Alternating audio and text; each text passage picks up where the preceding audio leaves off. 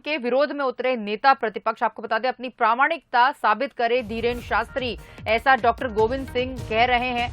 महाराष्ट्र में जब आरोप लगे तो बागेश्वर जी रात में क्यों भागे?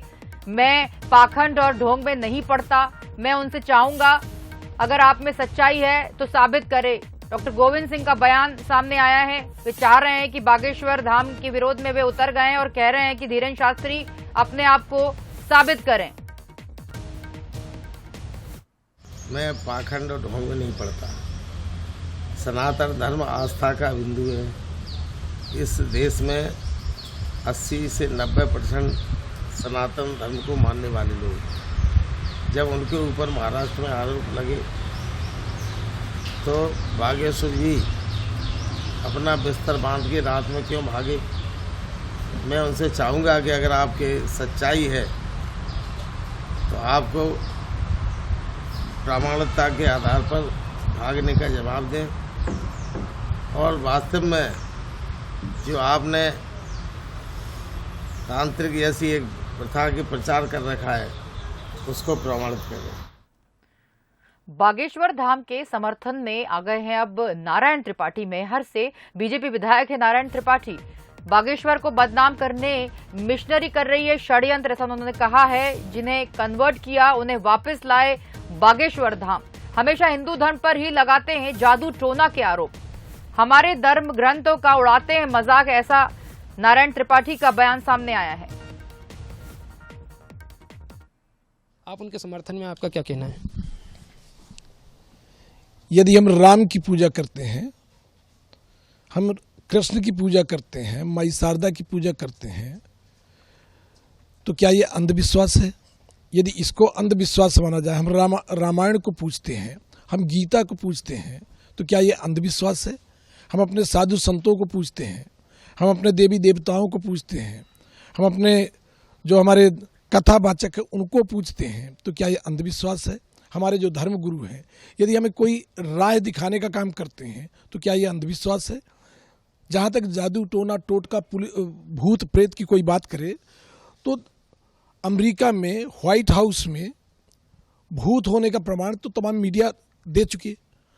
अब इसके बाद एक बागेश्वर धाम वाले बाबा जी के द्वारा जो धर्म परिवर्तित लोग थे उनको वापस धर्म परिवर्तन वाले लोगों को वापस लाने का काम किया है। हिंदुस्तान में यदि हिंदू नहीं बचेगा, हिंदू धर्म नहीं बचेंगे, हिंदू धर्म गुरु नहीं बचेंगे, हम हिंदू धर्म गुरुओं का अपमान करेंगे तो ये देश कैसे चलेगा? तो हमें अपने को बचाने के लिए ये लड़ाई लड़ना पड़ेगा।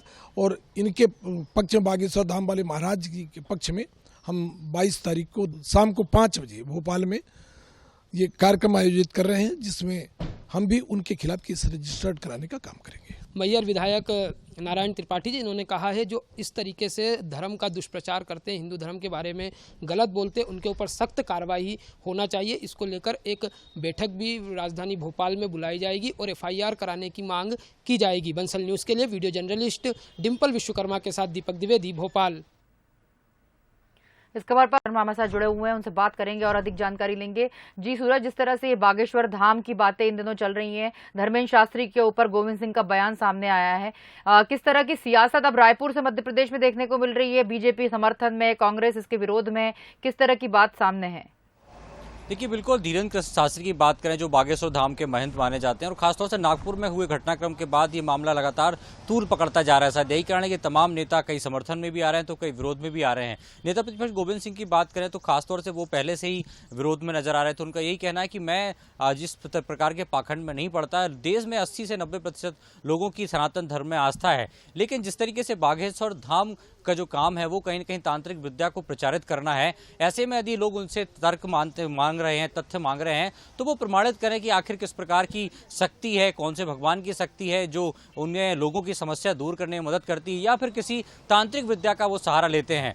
तो ये एक बहुत ही आध्यात्मिक विषय है, लोगों की आस्था का विषय है, और इस पर तमाम जो बड़े साधु संत हैं वो अपना अपना नजरिया भी बता रहे हैं कि आखिर किस तरीके से समस्याओं को दूर किया जाता है, क्योंकि ये सनातन परंपराओं में कई सालों से पहले से चला आ रहा है। किस तरीके से कई साधु संत जो है उनके प्रवचनों से या उनके दिखाए रास्ते पर लोग अच्छे काम कर करते हुए आगे बढ़ते हैं या दिखाए हुए रास्ते से औषधियों से लोग ठीक होते हैं, तो कई प्रकार की बातें इनमें सामने आती है। लेकिन ये काफ़ी शोध का विषय है और यही कारण है कि लगातार जिस तरीके से धीरेन्द्र कृष्ण शास्त्री है, पहला मौका नहीं है, इसके पहले लंबे समय से इस प्रकार के विवाद चल रहे हैं कि आखिर किस शक्ति के आधार पर या कौन सी चमत्कारी विद्या उनके पास है जिससे वो लोगों की समस्याएं हल करते हैं। क्या ये कोई तांत्रिक विद्या है? ये एक शोध का विषय है। सनीशा, आपका बहुत बहुत शुक्रिया सूरज इस खबर पर जुड़ने के लिए हमारे साथ। आपको बता दें, हमारे धर्म ग्रंथों का उड़ाते हैं मजाक, ऐसी बातें सामने आ रही है। अब धर्मेंद्र शास्त्री को लेकर गोविंद सिंह पलटवार कर रहे हैं। बागेश्वर धाम के समर्थन में अब बीजेपी विधायक हैं